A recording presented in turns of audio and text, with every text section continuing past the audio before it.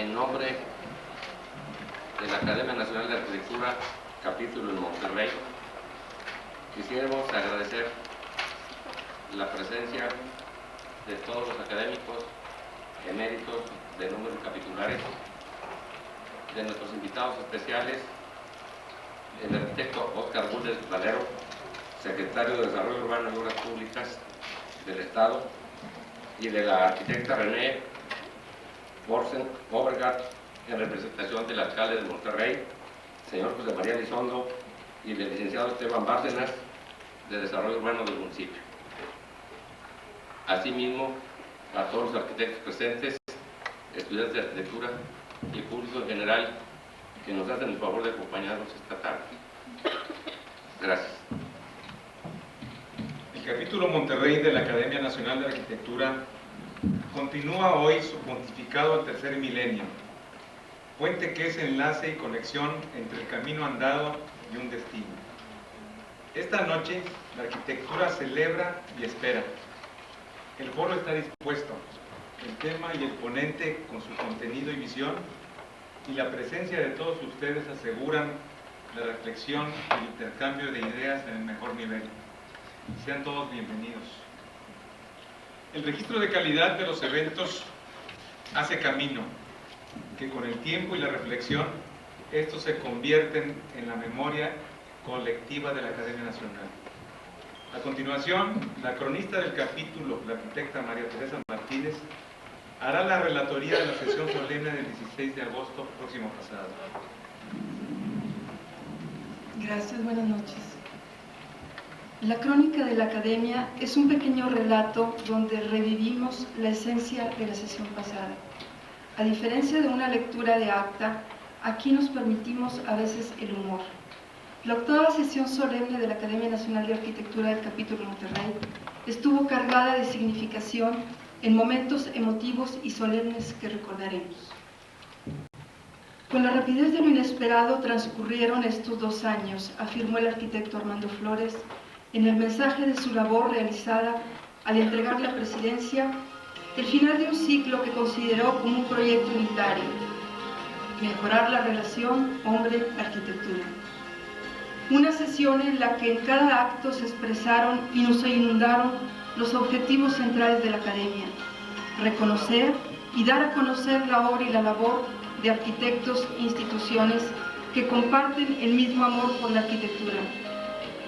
Así, en el alba del milenio que nos aguarda, entusiasmo y expectativas por los tiempos que nos tocará compartir, 1999-2001, el Consejo Directivo que a partir de esta noche presidirá José Ángel Camargo.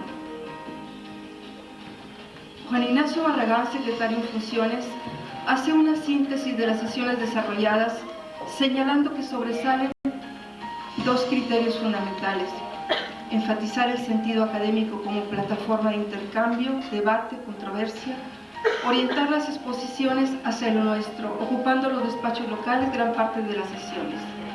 Nos conduce así a lo largo de 2 años, donde resaltan la arquitectura de los centros de trabajo del arquitecto Eduardo Padilla, el arquitecto Cortés Melo, El hombre y la ciudad, el obispado y Javier Sánchez, Roberto Chapa y su arquitectura y circunstancias, Pladis, Agustín Landa, Diamétrica, Construyendo Mesoamérica de Rafael Longoria y la valiosa reflexión de los arquitectos del Valle de Texas, Humberto Saldaña y su minuciosa revaloración del centro de San Antonio, Diego Villaseñor, Colunga, Juan Palomar, Curitiba y el arte de saber crecer.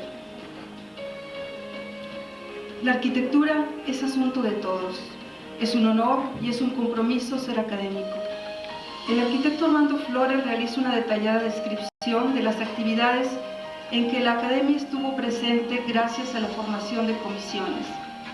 En los consejos consultivos de desarrollo urbano de Monterrey y San Pedro, del Consejo Ciudadano Provida de Villa de García, fungir como jurado en bienales y concursos, en el Consejo Editorial del Norte, con la integración del patronato para la realización del Museo de Imágenes de la Arquitectura, regionalizar sobre todo el capítulo integrando académicos, registro y catálogos, el programa de los archivos de la arquitectura.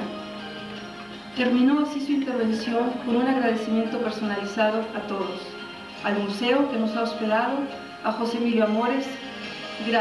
Gracias a todos ustedes por su abundancia compartida. Extraño que la arquitectura sea tan encarnada al ser humano y extraño también que se le conozca muy poco. Menciona a modo de reflexión el arquitecto Padilla, a quien corresponde llamar a las instituciones que serán reconocidas por la Academia en esta ocasión por su labor en favor de la arquitectura. El doctor Ramón de la Peña, por el Tecnológico de Monterrey, a quien debemos la primera escuela de arquitectura fuera del Distrito Federal, al periódico El Norte, a través de sus secciones Bienes Raíces y Vida, la Cámara de la Industria Construcción y Cemex Norteamérica por su concurso. Julio Graham y José Francisco Guajardo estuvieron con nosotros.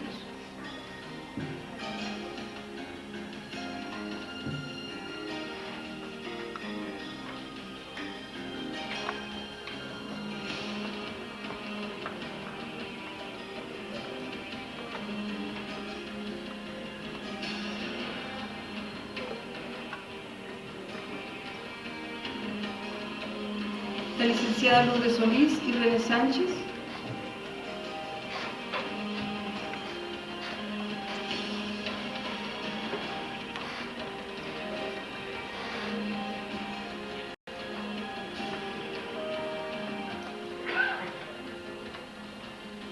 Un hombre sonriente, de paso dinámico, que se fue en plena madurez, 1913-1969, apareció en la pantalla.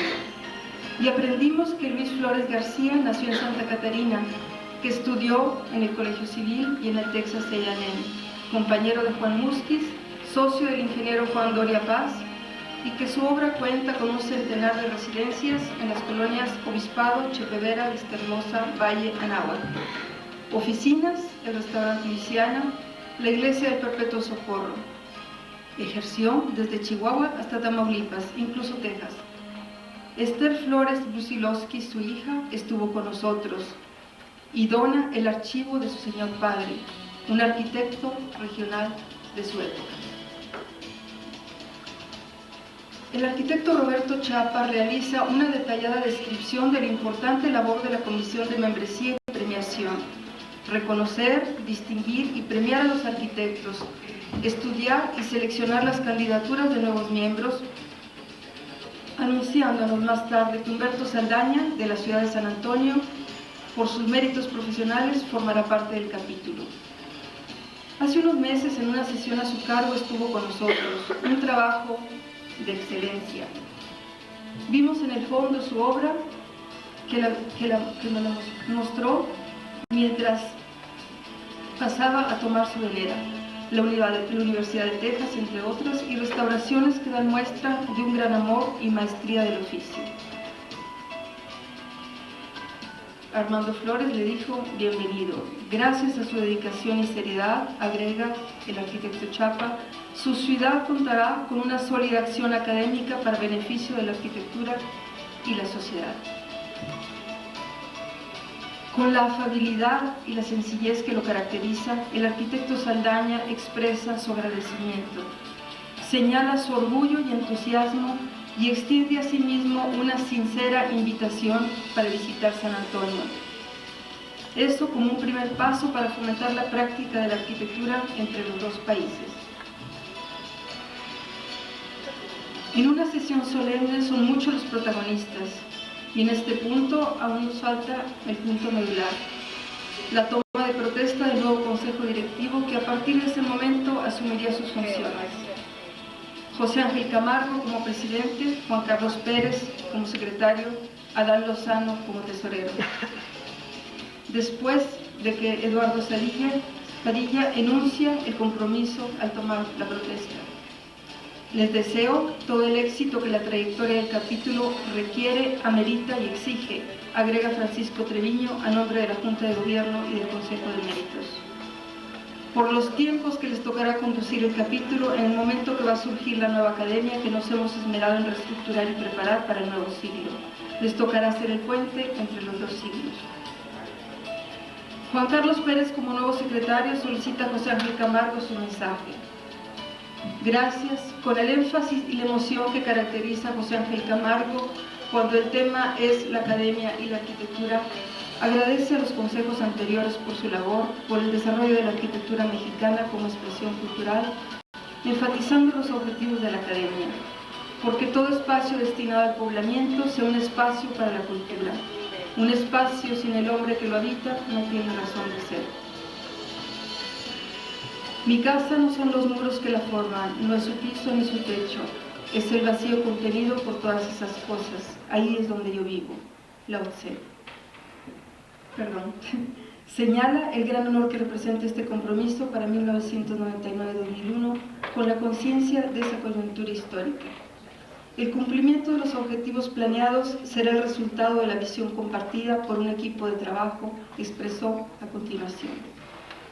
El secretario Juan Carlos Pérez, tesorero Adán Lozano, cronista María Teresa Martínez, sesiones académicas Luis Préstamo y Fernando López. Las sesiones académicas son el medio idóneo para la promoción de la arquitectura y así nos anuncia la organización de una Bienal de Arquitectura Joven, lo cual ha tenido muchísimo éxito, por fin los jóvenes. Promover la innovación de la arquitectura. Y finalizó con estas frases: los invito a sumarse en esta tarea, sembrando para el futuro con las manos en el presente. Y muestra de esto es esta maravillosa organización para esta sesión.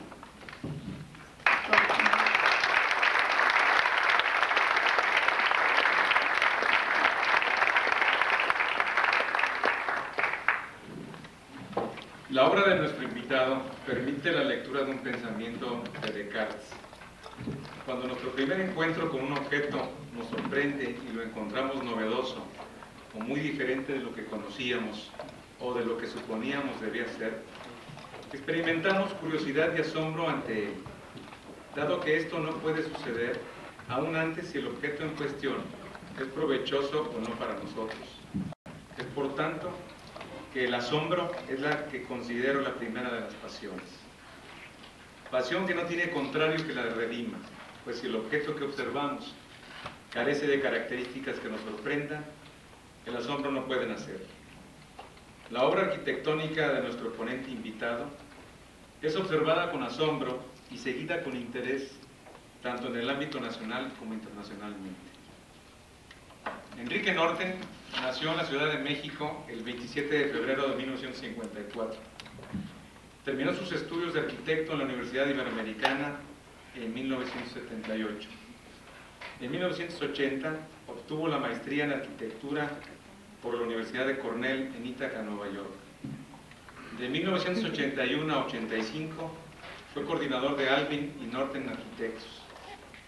Y desde 1985 es director del taller de Enrique Norten Arquitectos, empresa dedicada a la elaboración de proyectos arquitectónicos y urbanos. Algunos de los edificios diseñados por Norten han sido reconocidos con premios y publicaciones nacionales e internacionales. En 1999 recibió el reconocimiento del Instituto Americano de Arquitectos como miembro honorario. En 1998 recibió el primer premio Pabellón Mies van der Rohe de América Latina. TEN Arquitectos ha recibido el primer premio en la Bienal de Arquitectura de Buenos Aires en 1993. También ha obtenido el premio de la revista Progressive Architecture en 1994 y 1995.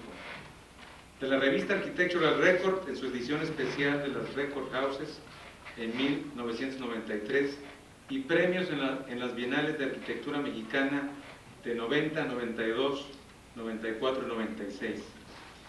En 1990 recibió la beca de Arquitectura del Consejo Nacional para la Cultura y las Artes. Ha sido profesor de tiempo en la Universidad Iberoamericana de 1980 a 90. Ha sido también profesor invitado en la Escuela de Diseño Parsons en 1985, en el Instituto Prats en 1986 y en la Universidad de Columbia en 1991 en Nueva York, en la Universidad de Houston en 92 y en la Universidad de Rice en Houston, así como en la Universidad del Sur de California en 1990. Ha sido catedrático O'Neill Ford en la Universidad de Texas en Houston, en 1995. Elliot Noyes en la Universidad de Harvard en Cambridge, Massachusetts, en 1996. Emil Lorch en la Universidad de Michigan en el 97. Actualmente ocupa la cátedra Miller en la Universidad de Pensilvania en Filadelfia. Es miembro del Colegio de Arquitectos de México y de la Sociedad de Arquitectos Mexicanos desde 1986. Miembro fundador en 1991 de la revista Arquitectura, de la que formó parte del Consejo Editorial. Con ustedes el arquitecto Enrique Norton.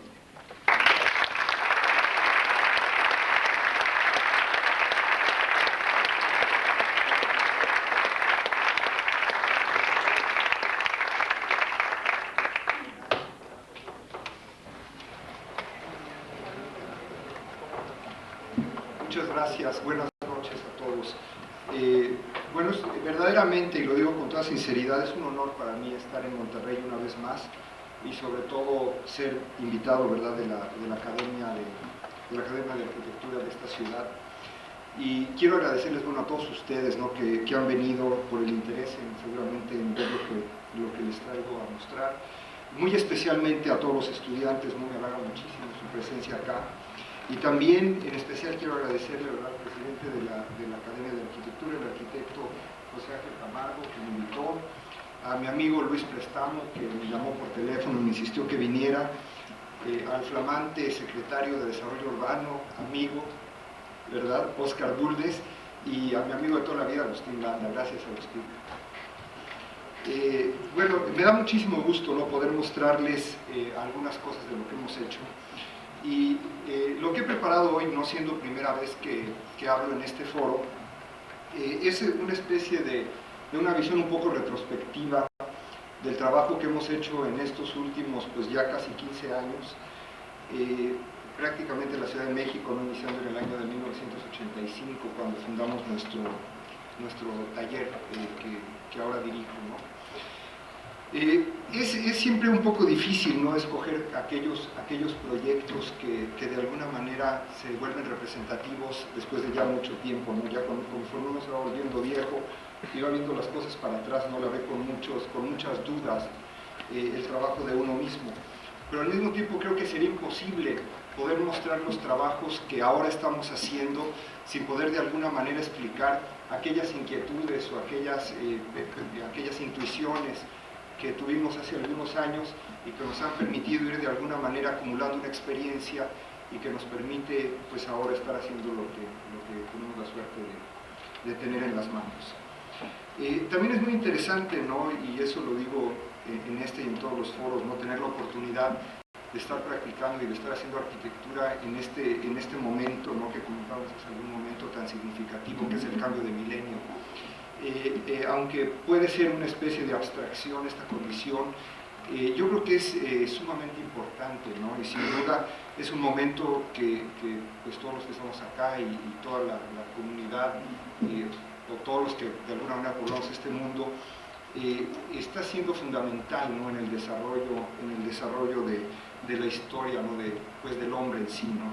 Sin duda estamos viviendo una época que es diferente a todas las épocas anteriores y sin duda estamos viviendo un inicio, ¿no?, de momentos que van a ser fundamentales seguramente para las próximas generaciones y tenemos la suerte evidentemente de estar nosotros pues siendo de alguna manera los primeros en experimentar con ciertas condiciones que probablemente, y no lo digo por mí, sino lo digo por todos los que aquí practicamos la arquitectura, ¿no?, de alguna manera van a ser significativas para las próximas generaciones. Es un momento sin duda fascinante. Es un momento en que nos debatimos constantemente entre cuestiones de universalidad y especificidad, de explosión y de implosión, de globalización y de regionalismos, ¿verdad?, de expansión y de contracción. Y nos encontramos todos de alguna manera presos o dudando en medio de estas aparentes contradicciones. Yo más bien creo que son complementariedades. Y de alguna manera tratando de hacer alguna obra, ¿no?, llenos de estos cuestionamientos y de estas dudas que tienen que ver sin duda con este momento fundamental. Para nosotros es, yo creo, muy importante, para mí sin duda lo es, poder de alguna manera hacer un trabajo que de alguna forma representa no solamente este muy intenso momento histórico que estamos viviendo, pero también esta condición particular de ciertos lugares muy específicos donde estamos desarrollando nuestro trabajo.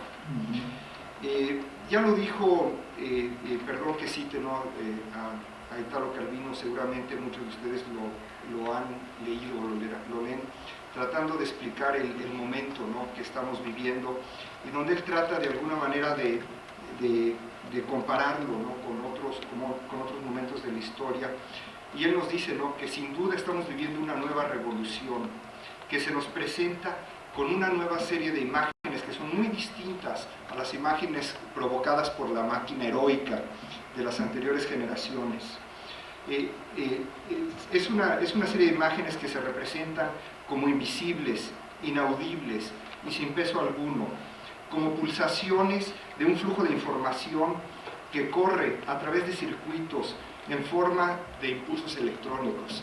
Yo creo que sin duda de alguna manera todos estamos perteneciendo y viviendo intensamente estos momentos que de alguna o de otra forma están definiendo la arquitectura de nuestra generación. Pues en ese contexto, ¿verdad?, en ese aspecto es donde nosotros estamos tratando, como todos ustedes, ¿verdad?, de desarrollar una obra arquitectónica, y un poco es a lo que me voy a referir el día de hoy. Voy a pasarles una serie de diapositivas, voy a ir muy rápido con los trabajos primeros que hemos hecho en el despacho, y con más calma explicaré los proyectos que ahora están en proceso, ¿no?, que son sin duda los que a mí ahora más me interesan. Vale la pena decir, ¿no?, antes de empezar, que yo no soy un crítico de la historia de la arquitectura, ni tampoco soy un historiador de la arquitectura, ¿no? Yo me he dedicado a ser arquitecto porque a mí me gusta construir, y esa es la razón primera y la energía principal de nuestro trabajo. Por eso me hice arquitecto, y eso es lo que me da ánimo para seguir siendo arquitecto. Las ideas que podamos tener alrededor de la arquitectura son ideas que sin duda tratamos de expresar o de representar a través de nuestro trabajo construido. Yo creo que podemos empezar.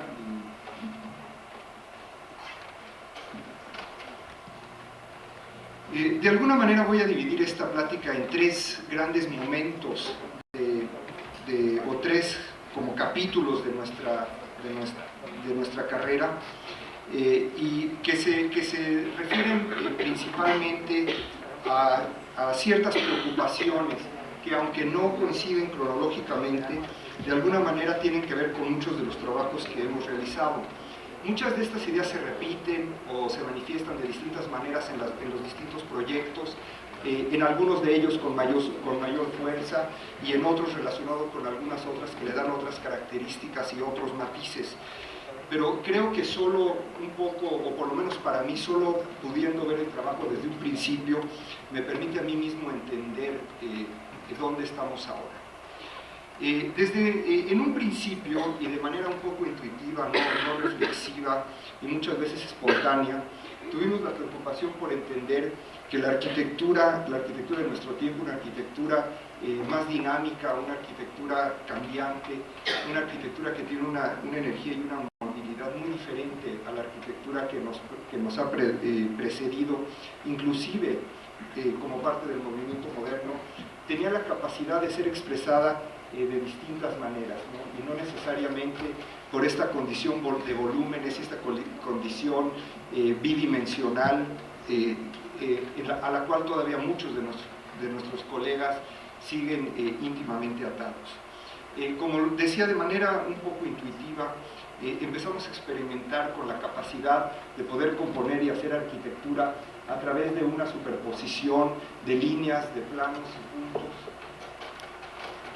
que de alguna manera se intersectan o se encuentran en el espacio, y a través de las tensiones que estas composiciones generalmente planares o lineales podían de alguna manera provocar, ¿no?, siempre insinuando una dinámica diferente a condiciones que las han predecido.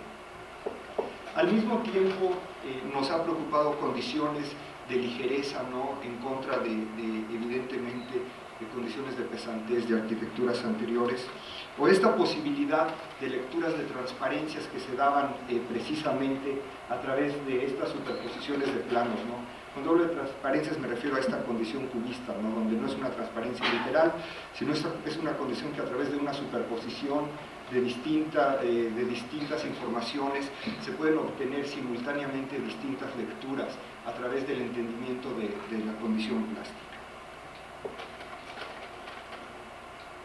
Bueno, simultáneamente, y claro que las cosas se van dando más de una al mismo tiempo, ¿verdad? Yo no sé si pudiéramos, ahorita aprovechando que hay dos horizontales, podemos ponerlas del mismo tamaño. Es muy, perdón. Bueno, no te preocupes. No te preocupes. Bueno, seguimos. Bueno, otra preocupación, ¿no?, simultánea, como les decía, que ha sido parte de nuestro trabajo y de nuestra investigación a través de estos años, ha sido el poder entender esta capacidad tectónica de nuestra profesión. Y con esto me refiero a las posibilidades que los distintos materiales y los métodos constructivos nos daban para poder expresar una nueva materialidad o una nueva condición no solamente física, sino también estética, a través de poder definir o poder ir ampliando una paleta hecha a base de texturas, de colores, de temperaturas, de proporciones, etc. Poder entender las condiciones de estas condiciones tectónicas, no solamente de manera global, pero de manera muy específica en una forma local, y poder entender cómo éstas se relacionan con las capacidades de mano de obra en los propios lugares donde desarrollamos nuestro trabajo, ha sido fundamental para poder establecer de alguna forma, ¿no?, el lenguaje con el cual ahora nos sentimos más cómodos. Siempre nos ha intrigado la posibilidad de poder trabajar con nuevos materiales o materiales que son nuevos para la industria de la construcción. Muchas veces son materiales que conseguimos en la tienda de la esquina y que a través de ciertas modificaciones o ciertas relaciones con algunos otros podemos encontrar nuevas capacidades de estas mismas situaciones. Hemos estado siempre interesados en las posibilidades expresivas o las nuevas posibilidades expresivas de los materiales y cómo se relacionan con las condiciones más globales o más generales de la concepción arquitectónica. Ha sido fundamental también para nosotros, y creo que cada vez lo es más, la posibilidad de entender una condición sustentable para la arquitectura, y lo consideramos como una responsabilidad ineludible, ¿no?, en el trabajo de nuestra profesión.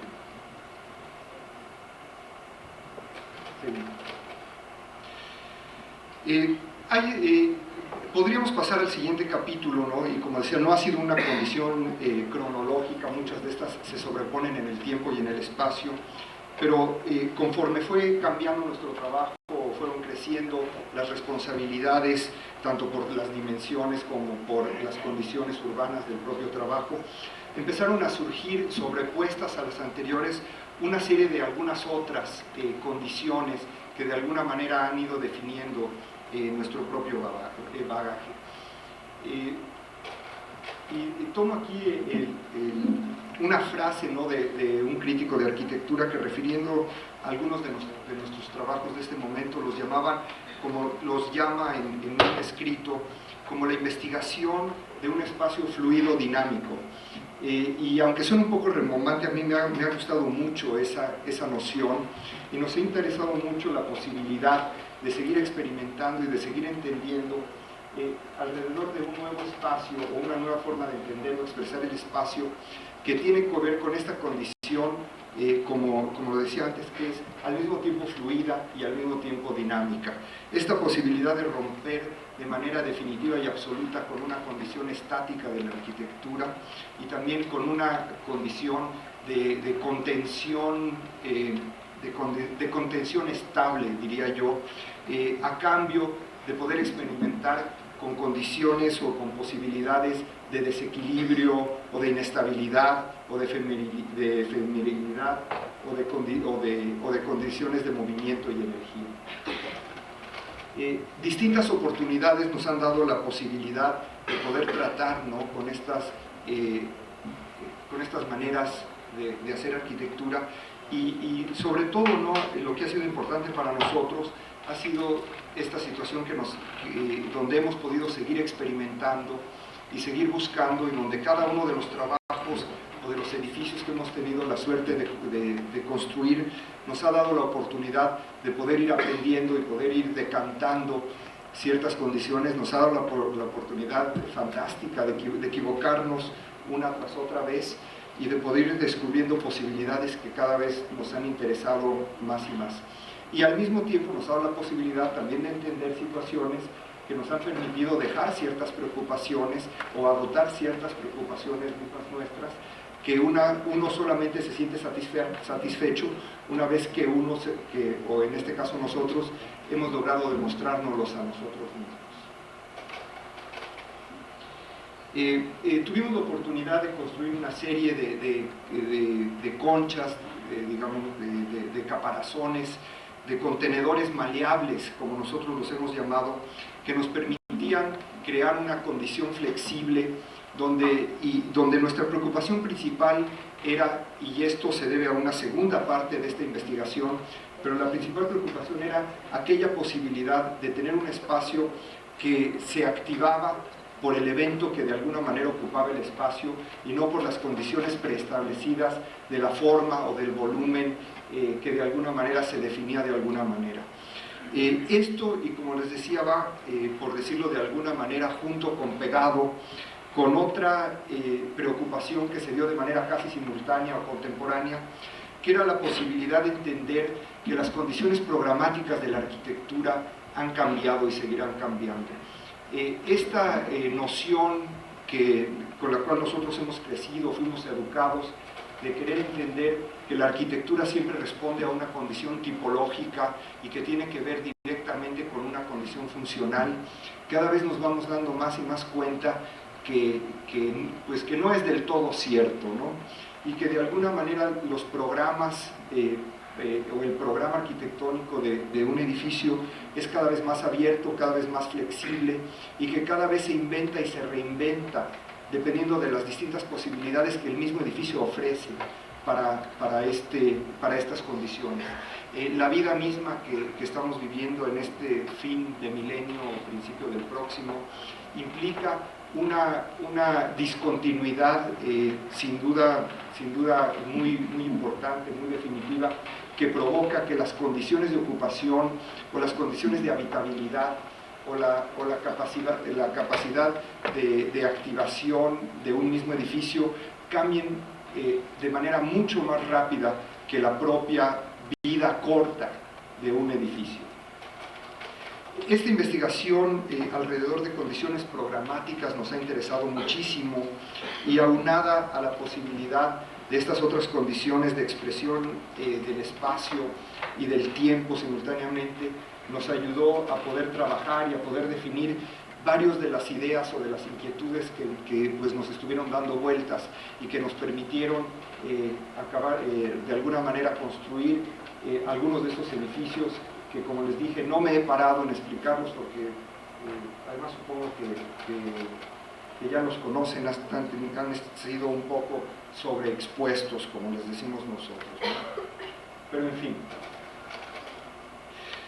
Tuve la suerte, ¿no?, hace algunos meses, o probablemente un poco más de eso, de que cayera en mis manos un texto que me regaló una persona que nada tiene que ver con la arquitectura. Pero que curiosamente, bueno, es un texto de un filósofo, de un pensador americano, ya muerto ahora, que murió hace algunos años, un pensador que murió en los años de los 60s, y que curiosamente el prefacio del libro, la introducción al libro, se llama Arquitectura Inmaterial. Este hombre se llamó Abraham Heschel. Y él hace un planteamiento, perdón que me detenga un momento acá, pero es un texto que a mí me ayudó muchísimo a entender me ayudó a explicarme a mí y al grupo con el cual yo trabajo ciertas condiciones de lo que estábamos haciendo y que ahora de alguna manera me permite también poderlo compartir con ustedes de una manera más clara. Heschel propone en este texto muy breve que la modernidad, ¿verdad?, del siglo XX de alguna manera ha estado dividido en dos grandes periodos, ¿no? Y lo llama de alguna manera dos condiciones de revoluciones, ¿no? Una primera revolución y una segunda revolución. Él llama a la primera revolución la revolución de la conquista del espacio. Y la segunda revolución, que es la que estamos viviendo ahora, la llama la revolución de la conquista del tiempo. Él nos explica o trata de explicar que el objetivo de la primera revolución, que es la revolución tecnológica, era obtener control sobre el mundo del espacio, ¿no? Sobre ese mundo que estaba de alguna manera ocupado o que está ocupado por objetos, representados siempre por la máquina.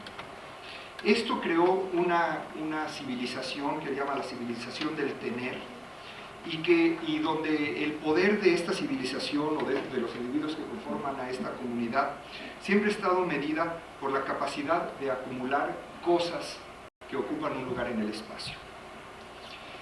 La segunda revolución, él la llama la revolución del tiempo, y para explicar esta segunda condición, que es lo que él lo define, voy a tratar de traducir porque lo tengo en inglés, de la siguiente manera, dice: hemos estado infatuados por el esplendor del espacio, hemos estado asombrados por la grandeza de las cosas que ocupan un lugar en el espacio.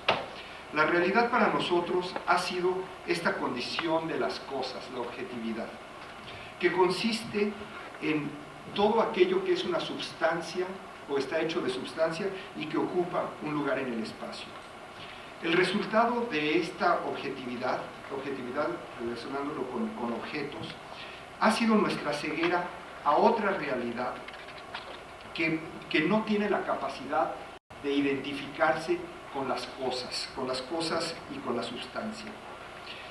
Es obvio que para nosotros, al tratar de entender el tiempo, en donde la cosa o el objeto tiene muy poco que ver y el tiempo es una cosa totalmente insubstancial, se nos presenta siempre como una absoluta irrealidad. Y él de alguna manera nos incita, ¿verdad?, a través de este texto, a reflexionar sobre esta condición, ¿no?, sobre la condición del tiempo. Y nos propone que hemos de alguna manera agotado las posibilidades de estos objetos en el espacio para poder entrar en una condición mucho más amplia, donde, sin negar las condiciones espaciales, de alguna manera revalúa las condiciones temporales de nuestra vida, ¿no? Y para mí creo que esto tiene una relevancia sin duda fundamental para entender la arquitectura de nuestra generación. Estamos interesados, y en este momento, si me refiero, si hablo en plural, no es a la gente que conmigo viaja día a día en mi taller, pero es toda una generación de arquitectos, de arquitectos y de otros artistas plásticos, que compartimos ciertas condiciones que creo que es fundamental para entender otra manera de hacer la arquitectura y que sin duda abrirá nuevos caminos en el milenio que está por iniciarse. Presiento o me interesa, ¿verdad?, que la experiencia arquitectónica tendrá que ser una experiencia total desde un punto de vista sensorial, que de alguna manera reunirá condiciones no solamente visuales, como hasta ahora prácticamente ha sido, pero también condiciones de sonido, condiciones de espacio, condiciones de tacto, condiciones de olfato, que tienen que ver con la arquitectura de nuestro tiempo. De alguna manera siento que la vista está cediendo terreno a muchos de nosotros, de nuestros otros sentidos, que de alguna manera hemos tenido un poco olvidados, ¿no?, en el quehacer de la arquitectura. Creo que nos enfrentamos, estoy seguro, y así lo anhelo, ¿verdad?, a hacer una arquitectura que es más sensual, ¿no?, una arquitectura que es más erótica. Y es una arquitectura que probablemente será menos racional, sin duda, será menos intelectual que la arquitectura moderna que nos precede. Hay una frase que también me ha interesado muchísimo, de Claude Debussy, el músico francés moderno, ¿no?, del principio del siglo, que escribió: escribió: la música es esa sustancia que existe entre las notas. Yo siento que un poco pasa lo mismo con la arquitectura, y es esa condición totalmente inmaterial e indefinida, ¿no?, que existe de alguna manera entre esos elementos que hemos nosotros querido llamar arquitectura. Me interesa muchísimo el silencio, ¿no? Estamos saliendo de épocas de la arquitectura que han sido épocas excesivamente ruidosas, ¿no?, excesivamente estridentes, y creo que nos acercamos a momentos de la arquitectura un poco más callados, ¿no?, casi momentos de susurro, que de alguna manera complementarán estas condiciones anteriores. Nuevas maneras de entender la luz, ¿no? La luz, que es otro elemento totalmente insubstancial, sin duda vuelve a ocupar un momento definitivo para la arquitectura. Mucho se ha hablado de la luz, ¿no?, pero la luz siempre medida en cantidades y nunca en calidades. La luz no quiere decir nada más intensidad. Cuando hablamos de luz hablamos de transparencias, de translucideces, de opacidad, de reflexiones. Hay una paleta muchísimo más amplia y mucho más delicada para poder trabajar con este elemento que es la luz, ¿no?, y que sin duda es fundamental para la definición de la arquitectura. Bueno, hay una serie, y ahora voy a hablar de una serie de proyectos que, como les digo, muchas de estas ideas probablemente fueron de alguna manera expresadas anteriormente en ciertos proyectos de manera intuitiva o de manera espontánea, y que esa ha sido hasta mucho después que hemos tenido la capacidad de poder entender ciertas condiciones. Hay dos elementos, además de estas transparencias o de estas condiciones de la luz, que me han interesado mucho y que nos interesan de manera fundamental, y otro es la condición de ligereza de la nueva arquitectura. Evidentemente no es un término acuñado por mí, no es un término que últimamente muchos usan y de manera mucho más fluida que yo. Y cuando hablo de ligereza, me tengo que referir a otro texto de Calvino cuando explica, y él habla de la ligereza en la literatura, que él dice que le interesa la ligereza, pero no la ligereza de una pluma, dice, sino la ligereza de un pájaro. Y yo creo que eso es fundamental también para entender la arquitectura. Otro aspecto que sin duda ha sido fundamental es entender la condición de abstracción. Este es un primer proyecto, bueno, es un primer proyecto de esta serie que realizamos hace algunos años en la Ciudad de México, y que precisamente tenía que ver con esta condición de poder construir un espacio definido ya en su envolvente, o sea, su envolvente estaba predefinida, y para nosotros era interesante poder manejar esta condición, esta indefinición entre la envolvente que no definiría el espacio, pero al mismo tiempo el espacio podría estar siempre definido por la condición de ligereza, de transparencia, de translucidez que nos permitía un nuevo lenguaje. Muy poco después construimos este otro edificio, o empezamos a diseñar este otro edificio, donde seguíamos preocupados por la condición de transparencia, pero poder lograr la transparencia a través de condiciones de opacidad, y poder entender cómo estas condiciones de opacidad podían crear ciertas transparencias y ciertas relaciones con un lugar que se volvían fundamentales para entender y poder interpretar el espacio. La condición de la piel de la arquitectura ha sido fundamental, la piel no como un elemento nada más exterior de la arquitectura, sino como elementos que se dan por dentro y por fuera siempre de la arquitectura. Y estamos construyendo este edificio, que es la renovación de un edificio moderno de los años 50 en la Ciudad de México, que vamos a transformar en un hotel, ¿no?, que se está transformando en un hotel, que es un pequeño hotel de estos que se llaman Hotel Boutique, y que todo tiene que ver precisamente, ¿no?, con estas condiciones un poco más sensuales, un poco más eróticas, que trataba yo de explicar hace un momento, ¿no? También tenemos en construcción, esta es una serie de proyectos que ahora están precisamente siendo construidos. Este edificio, bueno, es un conjunto realmente de tres partes, de tres edificios, que es lo que llaman nuestros colegas españoles un polideportivo. Son las instalaciones deportivas para una institución de enseñanza superior en el estado de Jalisco, a las afueras de Guadalajara, y si al mismo tiempo tiene que ver con resolver ciertas condiciones de uso muy específico, como podrían ser un gimnasio, una alberca o unas instalaciones de baños y vestidores, por ejemplo, tiene también que ver con esta capacidad de cambio y con esta capacidad de transformación o de invención continua, donde la actividad y el espacio o la actividad y el edificio de alguna manera se informan y comentan el uno y el otro para poder llegar a un conjunto que no se puede dar sin el otro. Siempre tratando de investigar con nuevas condiciones de materialidad o con nuevas condiciones de una sensualidad que casi tiende a no estar presente.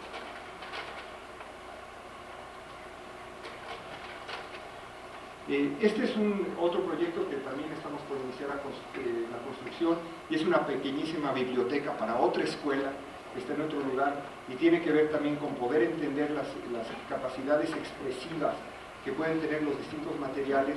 En este caso, siendo una biblioteca, el texto, ¿no?, la palabra hablada o la palabra escrita adquiere una presencia especial, y los movimientos que se dan a través del reconocimiento de las palabras, ¿no?, de alguna manera se convierten en una condición de dinámica del espacio.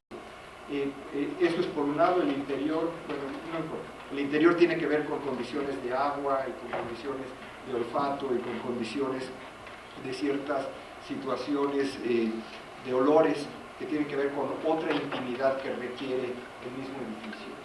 Y siguiendo con esta investigación de las pieles o las definiciones de arquitectura, les voy a mostrar brevemente 3 proyectos que en los últimos años hemos desarrollado para 3 lugares muy diferentes y que de alguna manera tienen que ver con esta condición de piel y con esta condición de transparencia, de opacidad, de trabajo de la luz, de la capacidad que tienen los distintos materiales de manejar la luz de distintas formas o de manejar el sonido de distintas maneras, pero que tienen que ver además con condiciones locales y específicas muy precisas. En este caso estamos viendo las fachadas oriente y poniente de un edificio en la ciudad de Houston, en el centro médico, y que tienen que ver con estas condiciones en un clima muy extremo, bueno, muy similar al de ustedes mismos, en un clima muy extremo, donde un mismo edificio tiene la capacidad de relacionarse en condiciones no solamente de clima, pero también de vistas y de otro tipo de sensaciones a través de los distintos manejos, ¿no?, de los materiales y también de la expresión misma de las fachadas. Este es un edificio que estamos ahora desarrollando en la ciudad de Filadelfia, en Pensilvania, con un clima totalmente diferente.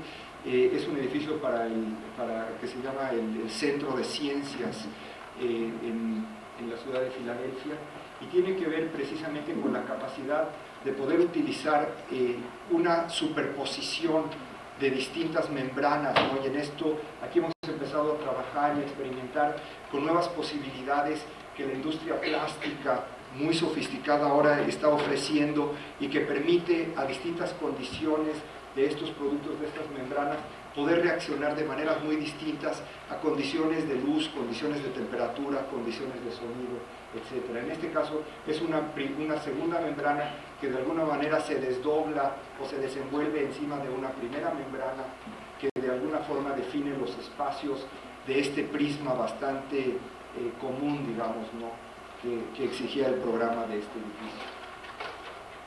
Y este es un proyecto que hemos estado trabajando para la Universidad de Arizona en Phoenix, que es un edificio de ciencias mediáticas, no sé exactamente cómo se traduciría, y tiene que ver precisamente con una experimentación muy intensa que ellos mismos están desarrollando para poder transmitir información a distancia. Y este es un edificio que ocupará un lugar predominante, muy importante dentro del campus de la universidad, y donde un poco la intención es poder utilizar el edificio también como un elemento mediático. Aquí estamos trabajando con otras condiciones de membranas que nos permiten, a través de ciertos tipos de proyecciones, poder de alguna manera estar transmitiendo la misma información que se está generando en el interior del propio edificio. Estamos construyendo en este momento este proyecto, que a pesar de ser un proyecto muy grande, es un proyecto muy sencillo, ¿no? O como a veces lo llamo, y no lo llamo peyorativamente, pero es un proyecto un poco banal, donde nos pidieron, es un edificio para la Universidad de Princeton, en Nueva Jersey, y nos pidieron que pudiéramos de alguna manera reutilizar o revivir una estructura que tenían ellos, una estructura que fue construida para un estacionamiento y que quieren ellos seguir utilizando como un estacionamiento y agregar algunos otros usos que ellos tienen la necesidad. Y donde en este caso sí, específicamente para lo que nos contrataron, fue para poder diseñar una nueva piel y una nueva imagen para este edificio. La idea en esto, y también hemos hecho una serie de investigaciones, era la posibilidad de poder utilizar los propios movimientos y las luces de los mismos automóviles y de las personas, y a través de una condición de transparencias diferentes, no solo en el día y en la noche, pero en las distintas épocas del año, debido a las muy diferentes luces e inclinaciones solares, poder crear una dinámica para el mismo edificio. Y estamos ahora trabajando con unas pieles que son unas telas hechas a base de acero inoxidable que se usan para la industria química y que nos permiten de alguna manera lograr estas condiciones de reflexión. Esto es un pequeño folillo, lo podría llamar, que está localizado en la entrada del mismo edificio y que es la parada de autobuses, ¿no? Y también estamos trabajando usando vidrios de color naranja y algunos otros vidrios de otros tipos para poder marcar este pequeño espacio, que a fin de cuentas es casi el único espacio de habitación o de habitabilidad casi personal y no relacionado con la condición del automóvil. Este es un proyecto que desafortunadamente está en un cajón y yo creo que ya nunca va a salir de ese cajón. Y es un proyecto que nos encargaron hace algunos años para hacer un nuevo museo de historia natural en la Ciudad de México, en la segunda sección del bosque de Chapultepec, y que tenía que ver precisamente en esta condición de ser un proyecto intensamente urbano, pero al estar rodeado de uno de los pocos lugares naturales dentro de la ciudad, con una condición de microclima muy específica y muy única, ¿no? Debido a las propias condiciones urbanas que de alguna manera han rodeado el bosque de Chapultepec, nos permitió experimentar con una condición otra vez de transparencias y de distintas condiciones de relación con el ambiente, y otra vez, perdón que me repita, son condiciones acústicas y condiciones olfativas y condiciones táctiles que permitían al propio bosque de Chapultepec ser motivo de la propia exposición, ¿no? De la propia exposición. Y siendo este Museo de Historia Natural, lo que se proponía es que fuera un museo de historia natural donde específicamente se entendieran las condiciones naturales de esta nueva urbanidad en la cual todos estamos inmersos.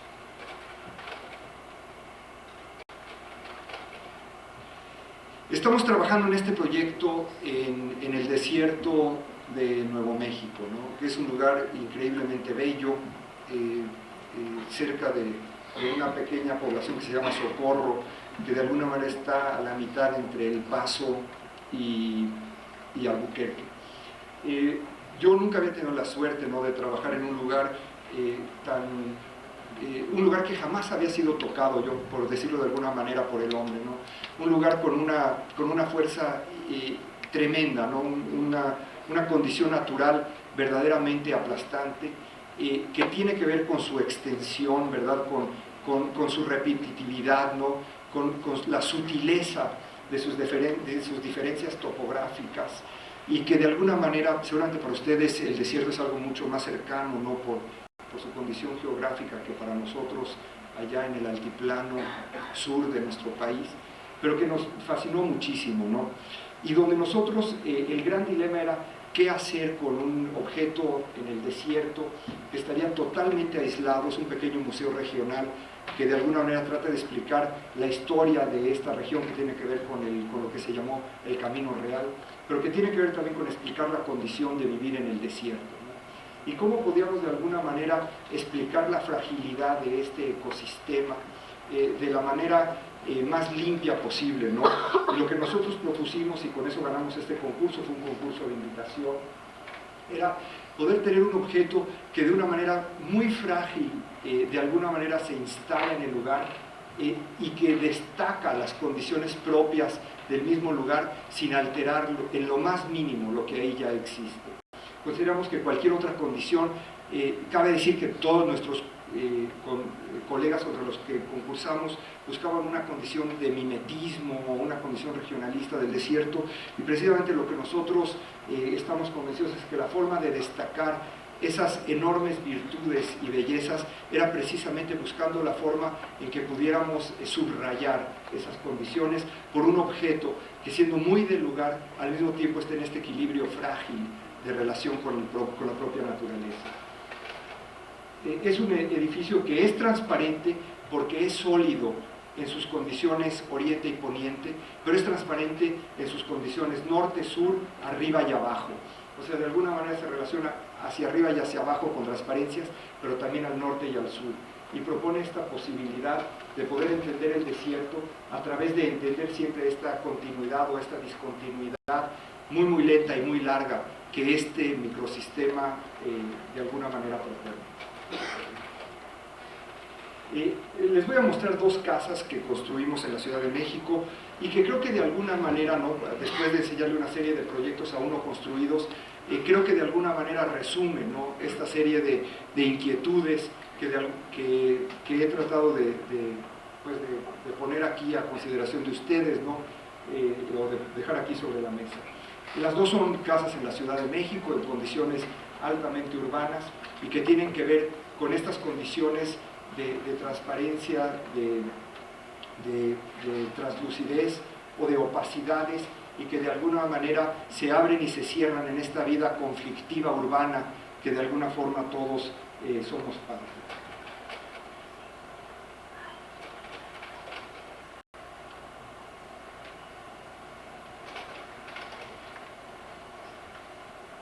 Esta es la primera. La segunda, podemos decir que es un segundo experimento, una continuidad sobre el mismo tema, en una condición un poco más holgada, ¿verdad?, menos densa de la ciudad, y que de alguna manera reflexiona en este caso no solamente sobre los mismos temas del anterior, pero que trae en sí otra serie de reflexiones que tienen que ver con una forma de entender la vida o la condición cultural que nuestra, ¿verdad?, y donde el tema se convierte en estas condiciones de relación entre interiores y exteriores, los pórticos, los patios, la introspección propia de la vida de nosotros, ¿no?, de esta vida heredada del Mediterráneo, y al mismo tiempo en una condición de contemporaneidad y en una condición de modernidad que para mí es fundamental, ¿no?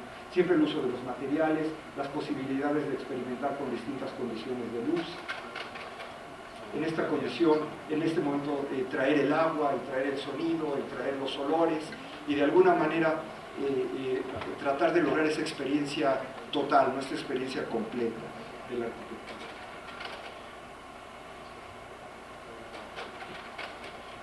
Bueno, casi por último, ¿no?, y creo que no se están aburriendo mucho, pero ya es lo final.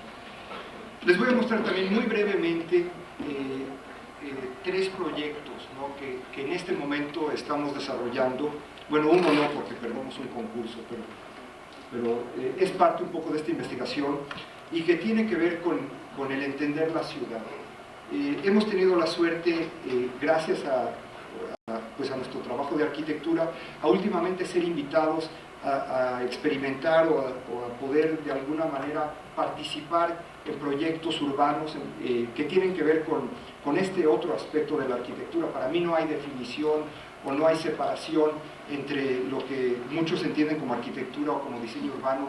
Para mí es de alguna manera un continuo, ¿no?, donde las ideas de alguna manera son las mismas, y sí cambia la escala o cambia la complejidad o cambian los tratos, pero al mismo tiempo y de alguna forma la ciudad como este fenómeno contemporáneo, sin duda el más fascinante de las expresiones de la modernidad, de alguna manera tiene que ver con este proceso de entender la arquitectura, ¿no? Bueno, en este caso es la Ciudad de México, ¿no?, que para mí es lo máximo. Yo estoy totalmente enamorado de esta condición.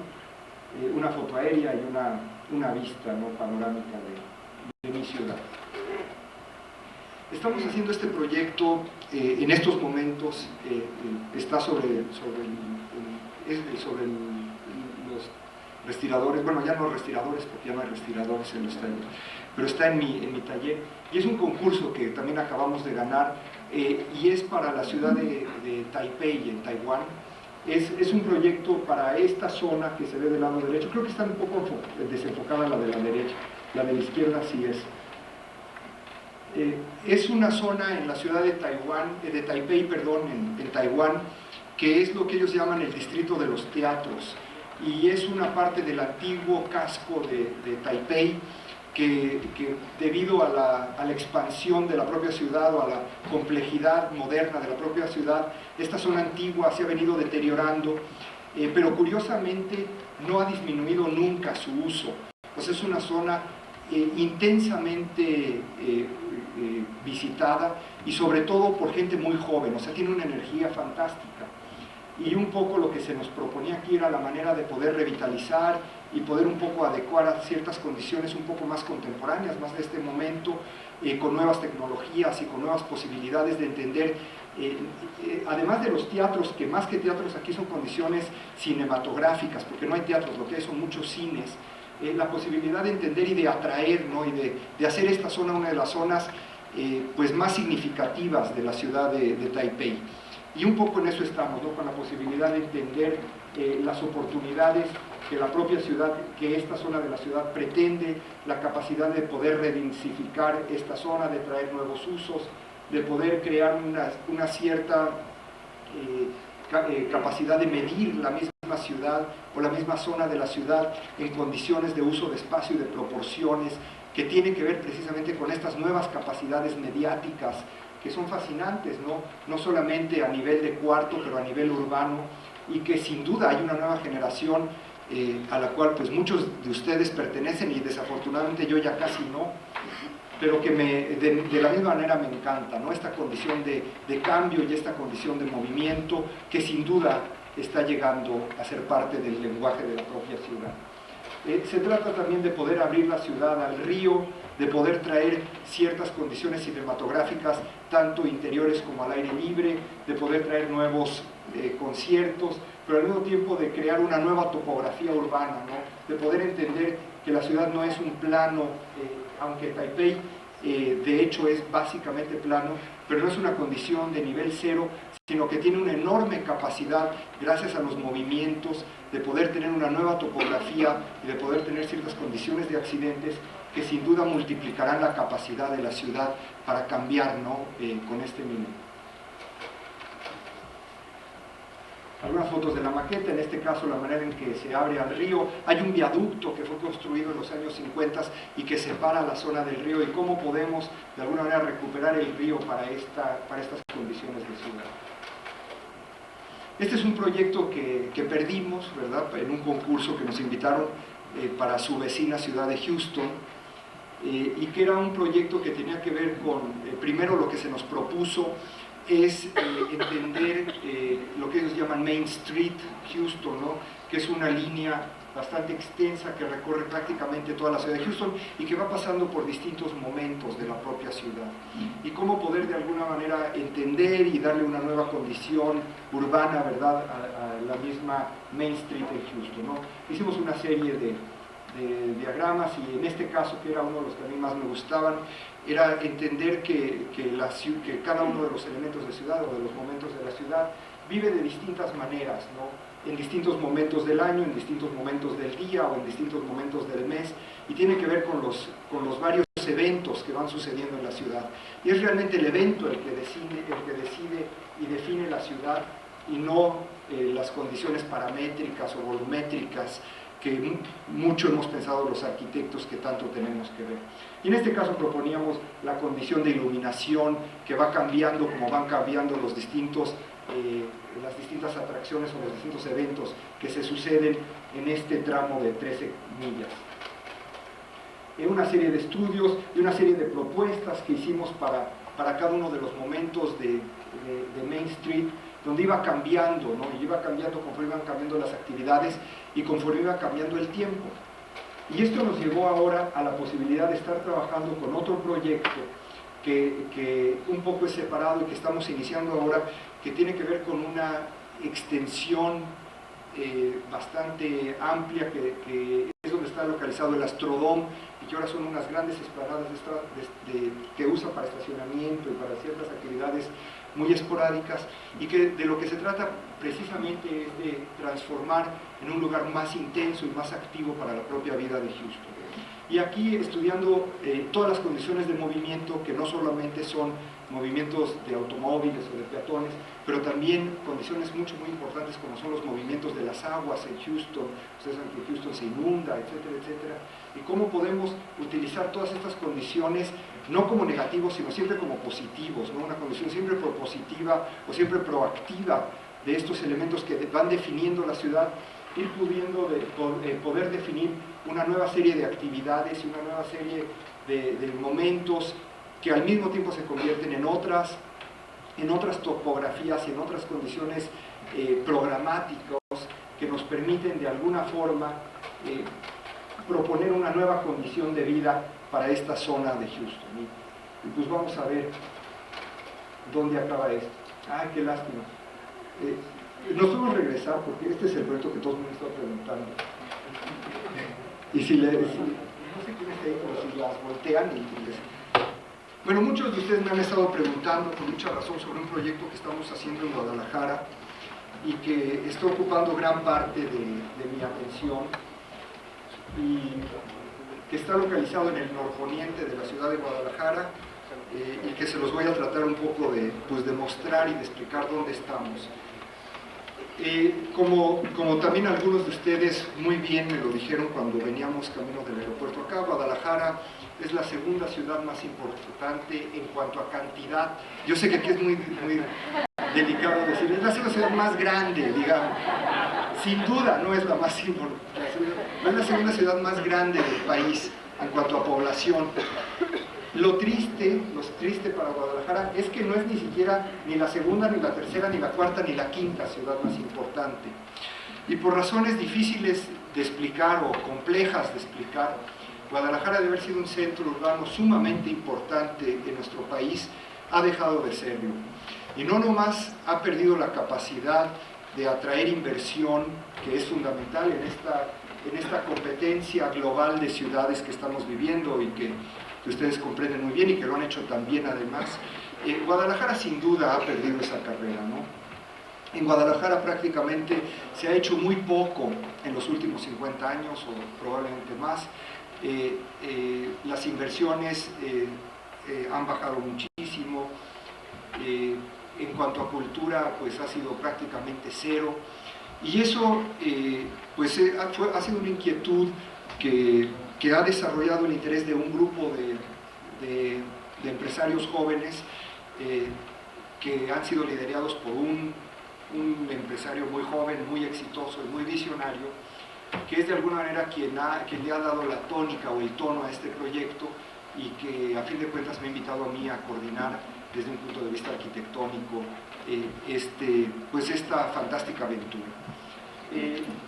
Aquí de alguna manera vemos, perdón por la foto, estuvo tomando un muy mal día, pero al fondo vemos el bosque de la primavera, tomado en la ciudad de Guadalajara en el frente, y aquí vemos el terreno que a nosotros ahora nos interesa, que son 270 hectáreas que forman parte de 1000 hectáreas de una zona que se llama el Bajío y que está localizada, la siguiente por favor, que está localizado, bueno aquí es difícil de ver, pero en la continuación, este es el periférico y este es Avenida Vallarta.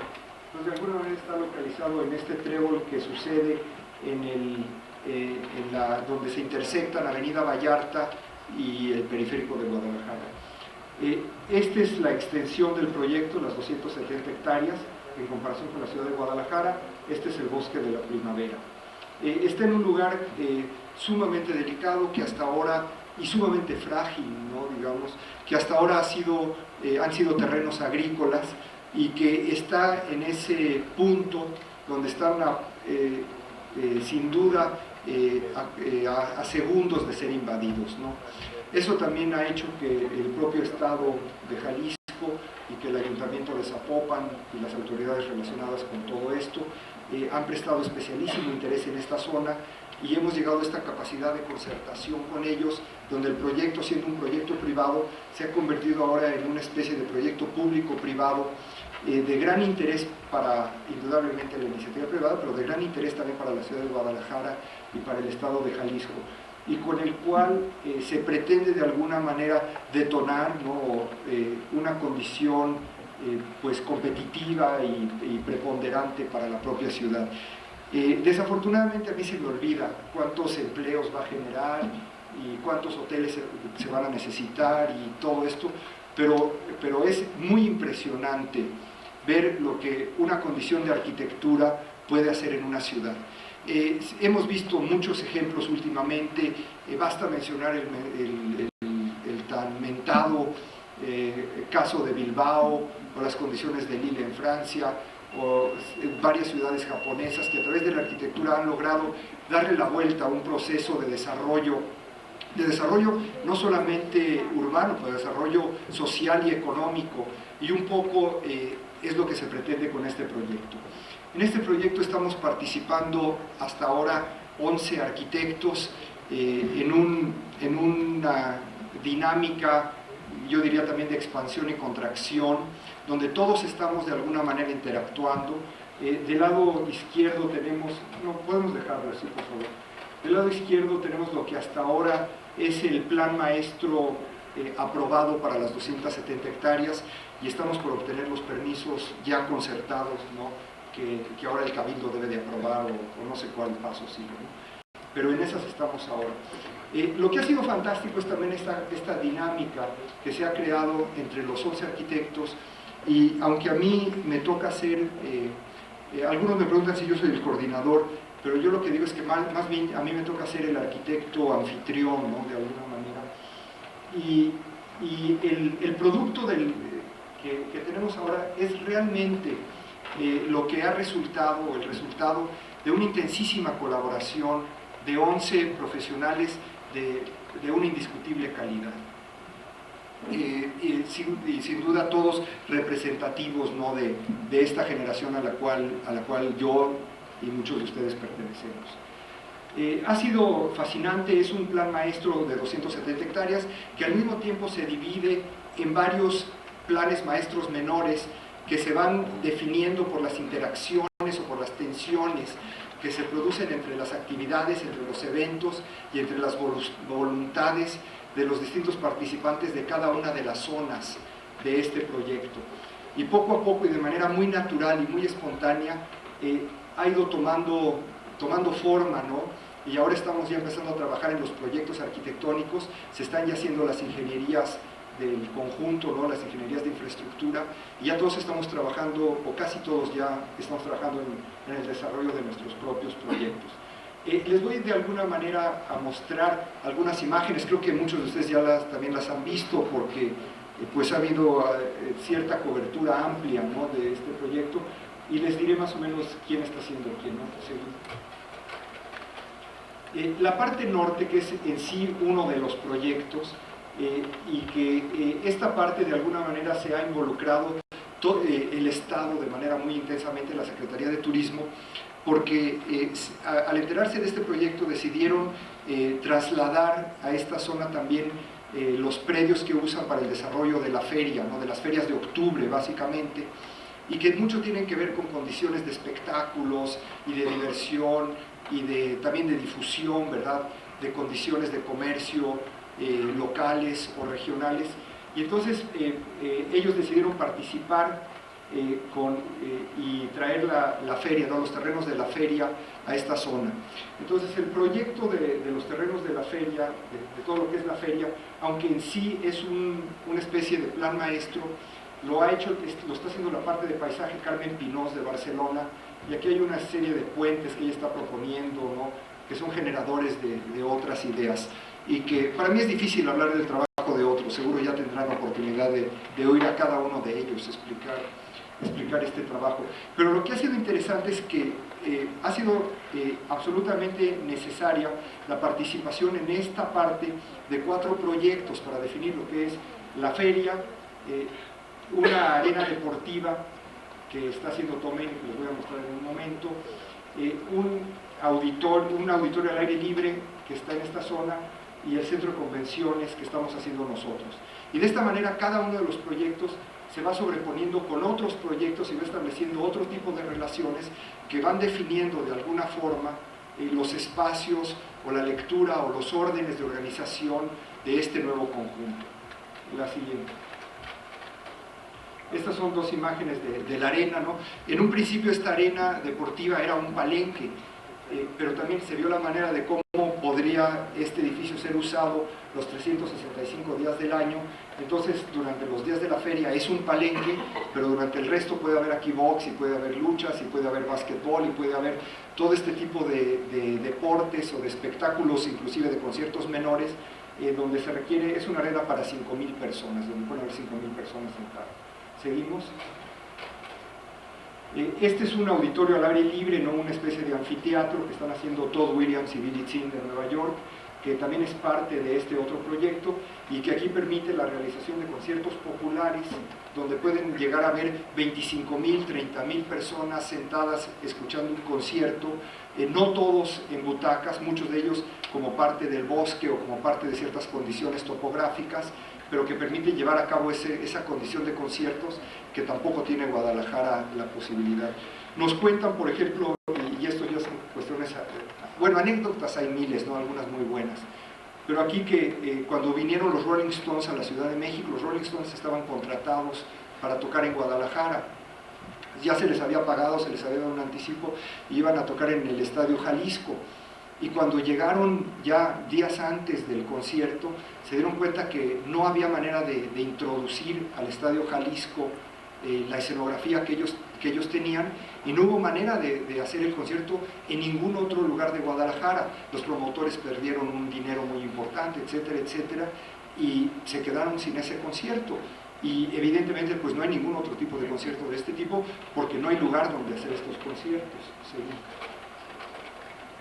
Esto es una serie de hoteles que está haciendo Stephen Hall, estos son los hoteles desde el lado izquierdo, Stephen Hall también de Nueva York, y que tiene que ver con otro pequeño grupo de edificios que de alguna manera han empezado a formar un nuevo plan maestro.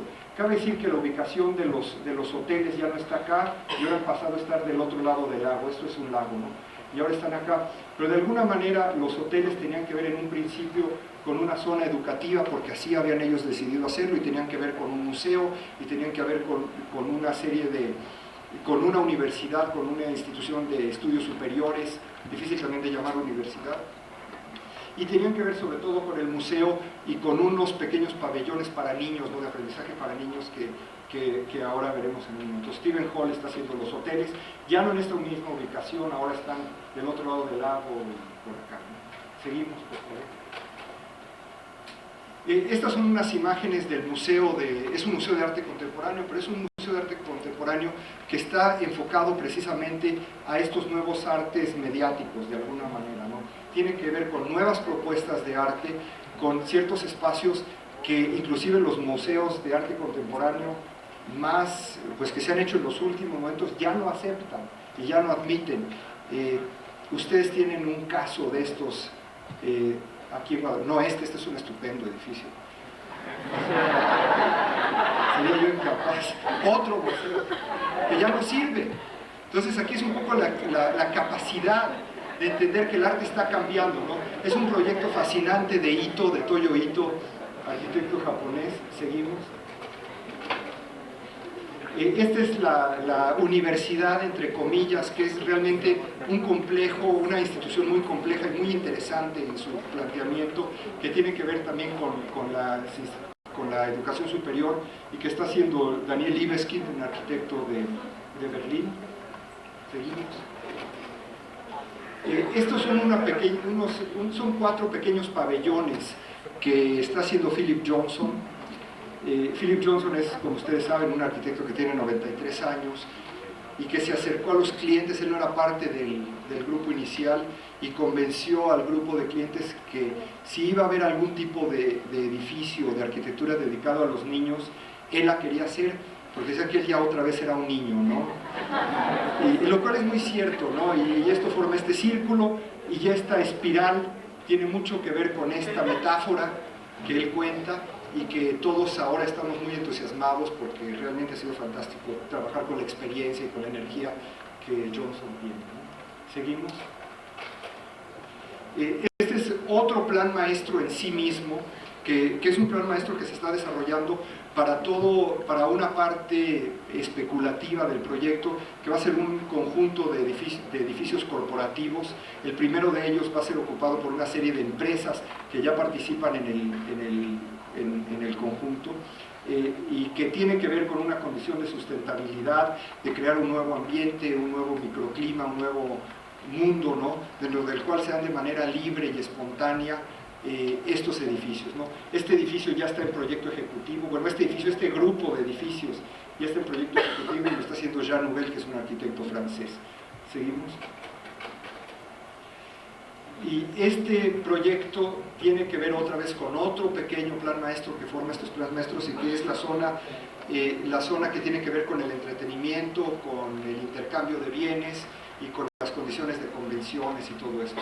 Y es un proyecto, es un centro de entretenimiento, pero es un centro de entretenimiento de cultura, ¿no?, donde el ancla es uno de estos multicines, 20 y tantos cines o no sé qué, y los únicos comercios que van a haber acá son librerías y tiendas de discos, y van a haber restaurantes y bares y discotecas y todo lo demás, ¿no?, todo alrededor un poco de la diversión y la cultura y todo esto. Y lo está haciendo Wolf Prix, uno de los socios de Pop Himmelblau de Viena. Bueno, y este proyecto es el proyecto que estamos haciendo nosotros, y tiene mucho que ver con el proyecto de Prix, que es que al mismo tiempo tiene que ver con el proyecto de Ito, con el cual comparten la plaza principal, y es el centro de exhibiciones y convenciones que va a haber en Guadalajara, y que es el primero que va a haber, de hecho, yo sé que aquí hay un centro de exposición, pero entendiendo el concepto un poco global ahora de lo que son las exposiciones y las grandes convenciones y los grandes congresos que suceden simultáneamente y de manera muy compleja dentro de un mismo edificio, y a nosotros nos ha tocado la suerte de hacer este edificio. Es del que traigo un poquito más de información y se los voy a mostrar con mucho gusto, ¿no? Es un edificio que es un gran domo, como vieron anteriormente, y un poco es el edificio más grande del conjunto, y tiene que ver con la capacidad de convertirse en una condición iconográfica para el propio conjunto, que uno por sus dimensiones y otros por sus capacidades lumínicas. De noche va a ser una tremenda lámpara, de día va a ser una especie de, pues no de espejo, pero una piel altamente reflejante, y que va a tener la capacidad de ir cambiando conforme van a ir cambiando las distintas actividades que se sucederán dentro del propio edificio. Es un edificio que en su uso y en su funcionamiento es sumamente pragmático y sumamente sencillo, ¿no? Y está formado por una serie de anillos concéntricos que forman una serie de rampas que permiten recorrer el edificio en toda su dimensión, y que deja siempre libres las zonas del centro en varios niveles para llevar a cabo las grandes exposiciones, ¿no? Son 60.000 metros libres para exposiciones. Seguimos, por favor. El edificio tiene un claro en una de sus dimensiones de 240 metros libres y en la otra de 180 metros libres, debido a la necesidad programática de tener un espacio cubierto, libre totalmente de ningún elemento estructural. Y es lo que lleva a tratar de buscar esta condición formal. Seguimos. Un poco continuando con nuestros intereses previos, ¿no? Por un lado, retomando ciertas condiciones arquitectónicas o espaciales de algunas de las conchas que les mostré antes, y otra nuestro interés por esta condición de luces y de transparencias. Hemos diseñado o estamos diseñando esta estructura, seguimos, cuyo interés no es nada más y definitivamente no es la forma, sino es esta capacidad que puede ser transparente y que puede ser translúcido y que puede ser opaco y que puede cambiar y que puede tener distintas capacidades de expresión en los distintos momentos y respondiendo a las distintas actividades o a los distintos eventos que de alguna manera le darán sentido a este edificio. Les voy a enseñar algunas de las perspectivas últimas. Y con esto yo voy a acabar, porque ya también me estoy quedando sin voz. Y les agradezco mucho su atención.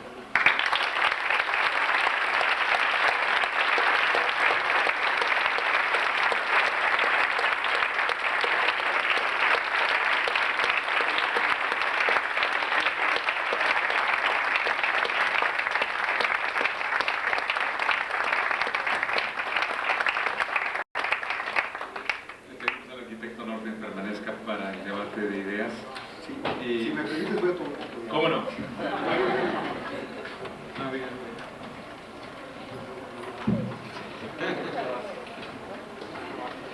Para presentar su comentario en la ponencia y dirigir el debate de ideas, invitamos al arquitecto Jorge Garza a pasar al estrado.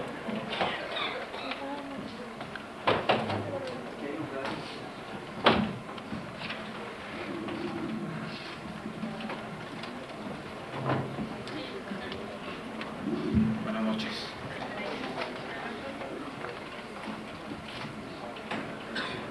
La obra de Norten y sus colaboradores podría representar en nuestro país la punta de lanza de la arquitectura en los países industrializados. En nuestro país también, al igual que, pues diría yo que en todas partes del mundo, hay muchas dificultades para desarrollar buena arquitectura. En nuestro medio son similares a las que se dan en otras partes. Sabemos que muchas veces hay una arquitectura de consumo que se desarrolla, que se da en todos los aspectos de la arquitectura, tanto la doméstica, la comercial, como la institucional, y que en nuestro medio, propiamente en Monterrey y mucho también en nuestro país, es una imitación de lo americano, de lo comercial americano. También se da como parte de esas dificultades el fenómeno de la arquitectura de anteproyecto, le llamaría yo, que improvisa realmente a los arquitectos, porque no llega al detalle, no llega a profundizar lo suficiente en el desarrollo de los proyectos y se queda fundamentalmente en los aspectos exteriores, en los aspectos plásticos, en los aspectos formales. Es una lacra muy fuerte en nuestra cultura constructiva, en nuestra cultura arquitectónica. También se da como una continuación de muchos años de tradición ese monumentalismo nacionalista en su versión posmoderna, que continúa magnificando una y otra vez esa grandilocuencia de estatismos y corporativismos que están pasados de moda. Y también aquella arquitectura que la calificaría yo como tardo vernacular, que por falta de esfuerzo imaginativo se conforma con estereotipos formales de la región, olvidando el verdadero sentido de su presencia en la arquitectura. En este capítulo, en el ámbito de este capítulo, hemos tenido recientemente acaloradas discusiones en torno a lo que se justifica o no de estas tendencias. Muchos de nosotros, sobre todo los más jóvenes, los estudiantes, miran con mayor insistencia al exterior, a otros países, sobre todo a los más industrializados que van a la vanguardia. Antes, en nuestras épocas, se podría haber tachado de malinchismo. Ahora estamos hablando de que es algo normal y es el fenómeno de la globalización el que nos hace asomarnos a esa realidad, porque la nuestra no agota la arquitectura. Y es este fenómeno, el fenómeno de la globalización en la arquitectura, el que está haciendo como contrapartida cada vez más consciente y más incluyente de las aportaciones vernaculares, de las aportaciones de cada una de las regiones y lugares a la arquitectura. Es indudable que estas aportaciones inciden o son traducidas en el fenómeno arquitectónico por el trabajo y el talento de cada uno de los arquitectos.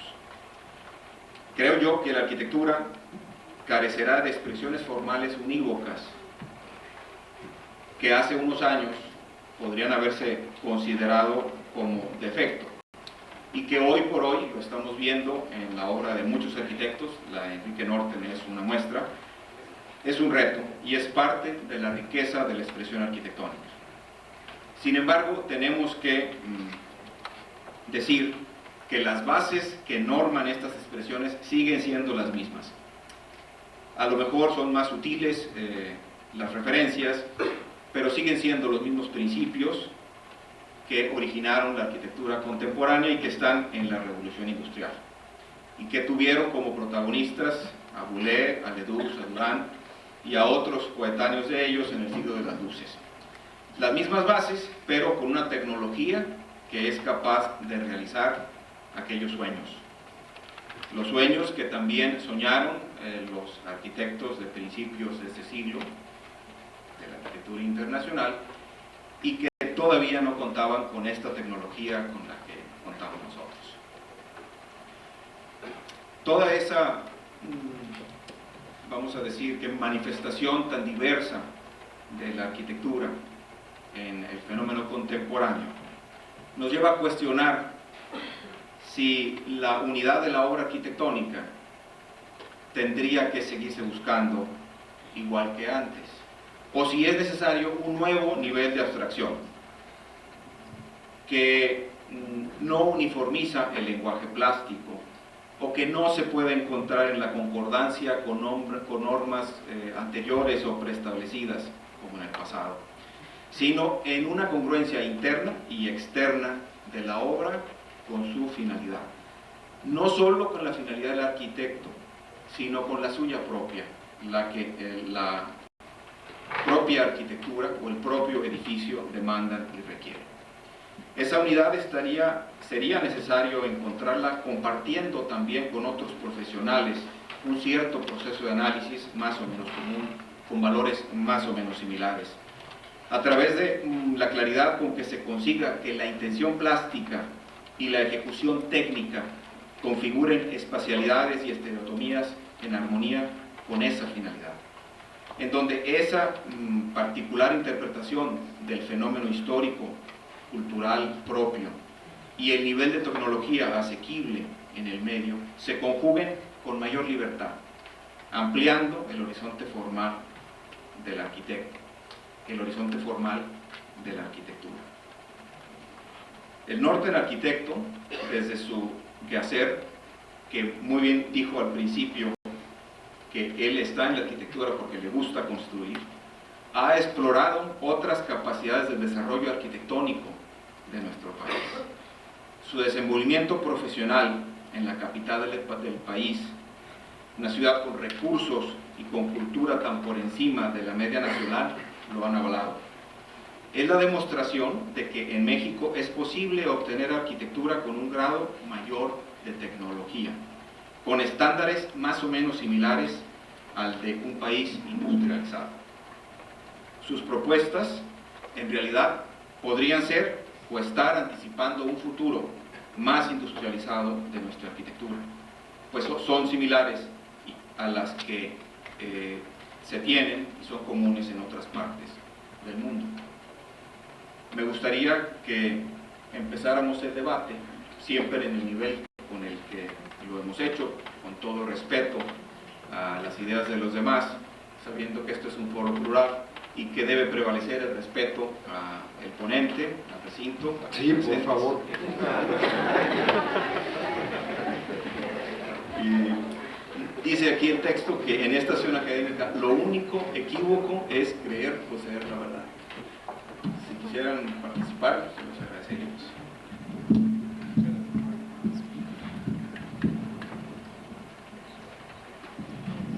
¿Quién quiere empezar? Por favor. Enrique, quiero felicitar porque indudablemente eres, sin duda alguna, soy Ricardo Padilla, eres sin duda alguna el más destacado arquitecto, digamos, de la generación intermedia o de la joven generación a nivel internacional. No hay nadie que haya logrado definitivamente el reconocimiento y la globalización de sus trabajos. Sé que eso también ha sido un interés y una especie de meta personal que ha sido logrando. Perdón, no sé si me estaban oyendo. Y lo quería poner como marco porque realmente nos merece mucho respeto y una buena dosis de admiración. Yo tenía dos preguntas específicas que hacerte.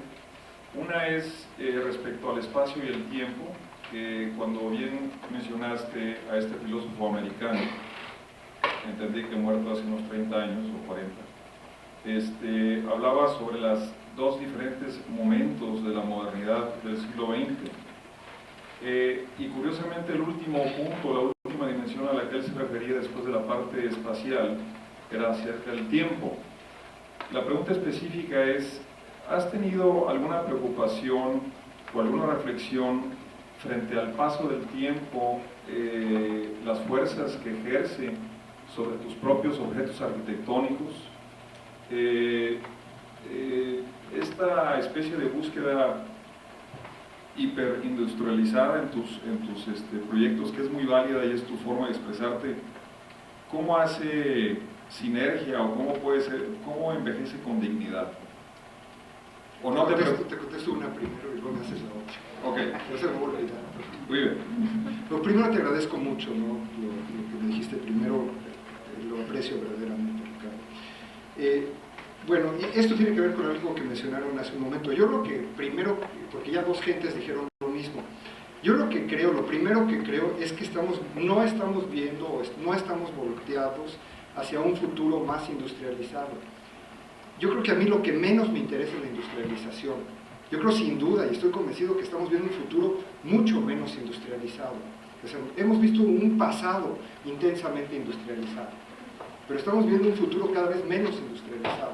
Y eso me interesa a mí mucho más como expresión de la arquitectura.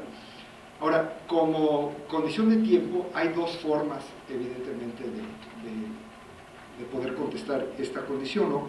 Una es tan pragmática como tú al final lo planteaste, que yo pensé que iba a ir por otro lado, pero que tú lo planteaste, bueno, ¿cómo envejecen tus edificios? ¿No? Y otro es cómo el edificio, cómo la arquitectura va cambiando dentro de esta vorágine tan intensa que es nuestra vida contemporánea de fin de siglo. Y son dos maneras muy interesantes de ver la arquitectura.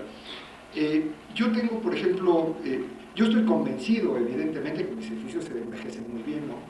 Envejecen muy bien en el tiempo que deben de durar los edificios. Pues también, o tan mal como nosotros, también nosotros pues, envejeceremos hasta los 60, 70 años y punto, ¿no? Y después de eso, pues ya no hay más. Y ahí acabó también con otros tiempos, dependiendo de las condiciones de cada edificio, su tiempo de vida, ¿no? Esto por un lado. El otro día, por ejemplo, y no sé si esto ayude, yo sé que esto le saca muchas ampollas, pero pues, lo voy a decir. El otro día me invitaron unos colegas, estaban en México unos colegas americanos y querían ir a ver el Centro de las Artes. Es un proyecto que todos ustedes conocen, donde hemos participado 5 arquitectos diferentes, ya no sé cuántos, y que ha tenido la desgracia de ser un proyecto terriblemente apestado, ¿no? Porque es un proyecto salinista.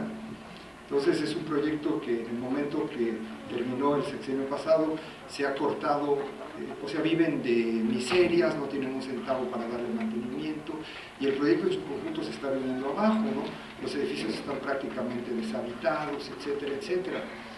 Y yo estuve un rato con esos arquitectos en el centro, después me fui, después me hablaron, los vi en la noche, y me decían, lo que más me sorprendió, lo que a mí me halagó muchísimo, dice que dentro de esta condición de muy poco mantenimiento, el edificio que mejor se está manteniendo es el tuyo.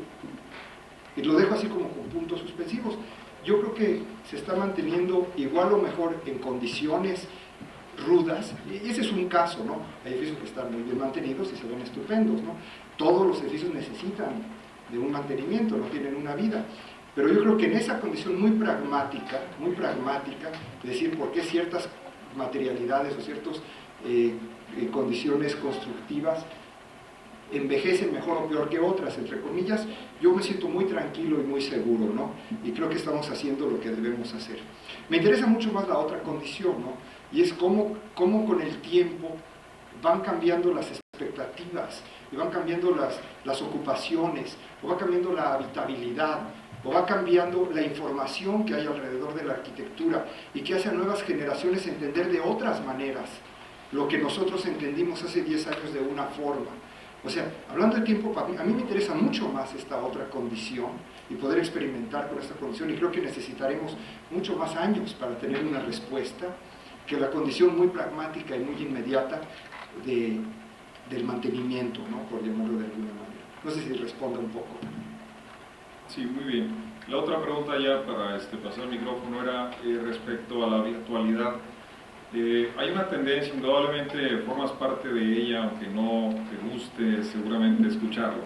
Hay una tendencia internacional, en muchos puntos, es lo que vemos en muchos medios. Hay muchas cosas, como bien decía Jorge, no tenemos un fin de siglo, gracias a Dios, monolítico y unidireccional. Hay muchas maneras. Pero una de ellas, en la que yo inscribiría tu trabajo, es la búsqueda bastante incesante de una especie de virtualidad. Estas transparencias, opacidades, reflejos, membranas, no dejan de recordarme siempre una especie como de velocidad y de edición televisiva de la línea del MTV, por ejemplo, que genera una especie como de espacio virtual que puede llevar a una personalidad virtual, a una familia virtual, a una ciudad virtual, a una nacionalidad virtual. ¿Qué opinas de esa especie como de epidermatitis o pieles? Mira, primero te digo que lo tomo como un halago lo que dices y te lo agradezco. ¿No?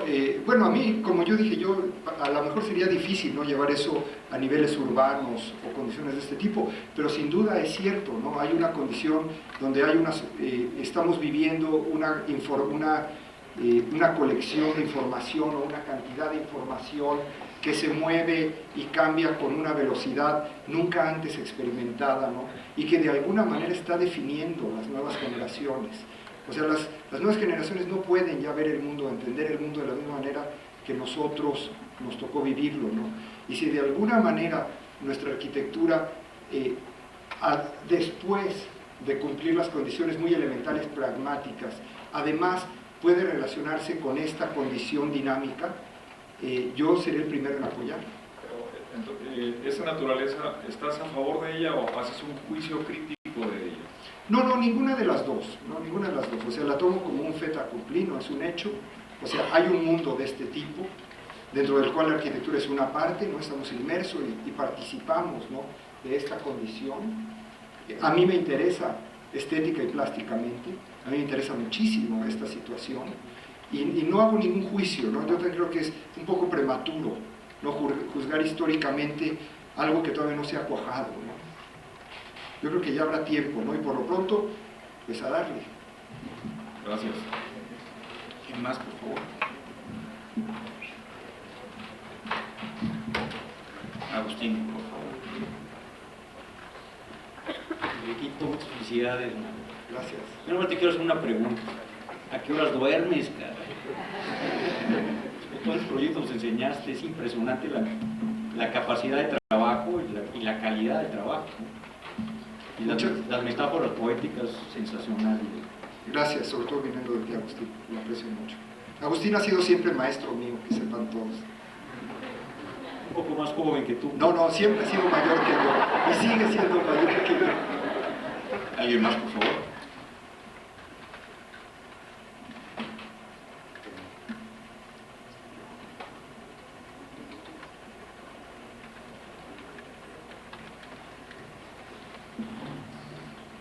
Muchas gracias, Enrique. Gracias, Enrique. Nada más una última pregunta, si me lo permiten. Pues también felicitarlo. Es un trabajo extenuante y se ve que yo pienso que la diferencia en la buena arquitectura pues la hace el detalle fino, y se nota que el trabajo de ustedes lo tiene y lo tiene a fondo. La pregunta, ya fuera de la felicitación, es si considera que el éxito de proyectos como el de Guadalajara va a recaer en el hecho de que, pues yo creo que el 95% son arquitectos extranjeros. yo pienso que es así como una bofetada habiendo tantos arquitectos tan buenos aquí en México, ¿no? Es pregunta. Yo creo que no hay que tomarlo personal, ni hay que ofenderse, ni llevarlo a esos niveles, ¿no?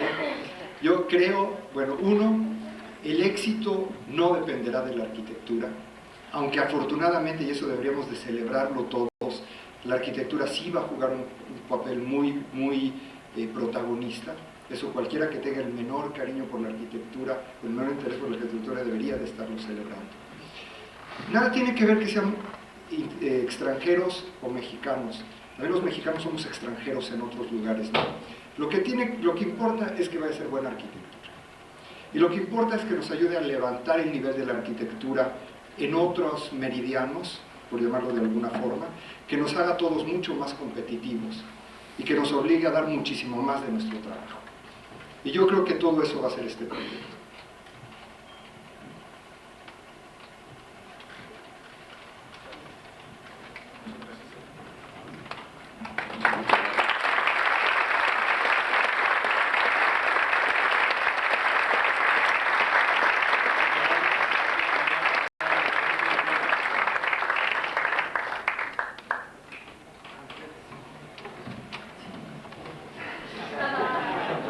Bueno, primero que nada, como agradecimiento por el honor de tu presencia aquí con nosotros, quisiéramos entregarte a nombre de todos los miembros de la Academia este pequeño diplomita en donde dice así: el capítulo de Monterrey de la Academia Nacional de Arquitectura de la Sociedad de Arquitectos Mexicanos, AC, otorga el presente diploma al arquitecto Enrique Norten por su valiosa contribución a la arquitectura mexicana contemporánea. Enrique, muchas gracias por tu presencia.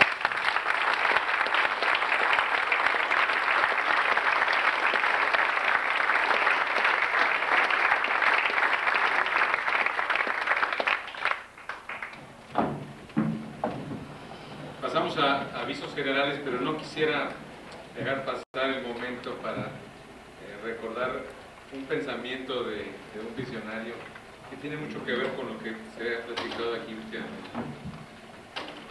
Decía McLuhan hace 30 años aproximadamente que la indumentaria y la arquitectura son extensiones de nuestra piel, ya que funcionan como un mecanismo de control de energía contra el mundo exterior. Su función como membrana sería ciertamente muy importante. Esta membrana debe ser flexible y suave. La arquitectura debería ser una epidermis flexible como nuestra piel, que nos permitiera intercambiar información con el mundo exterior. La arquitectura configurada con esta membrana quizá debería llamarse, como lo ha comentado el arquitecto Norten, un traje de los medios. La arquitectura de esta forma sería una extensión de la indumentaria y por lo tanto un traje transparente.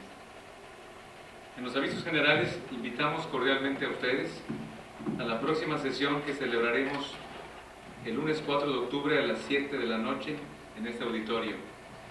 En coordinación con la Escuela de Arquitectura de la Universidad de Monterrey, a quien agradecemos muchísimo su colaboración, con la ponencia Los Centros Urbanos de Latinoamérica, la lectura de los espacios por el rector, el doctor, discúlpenme, Jérôme Monet de Francia. Los esperamos.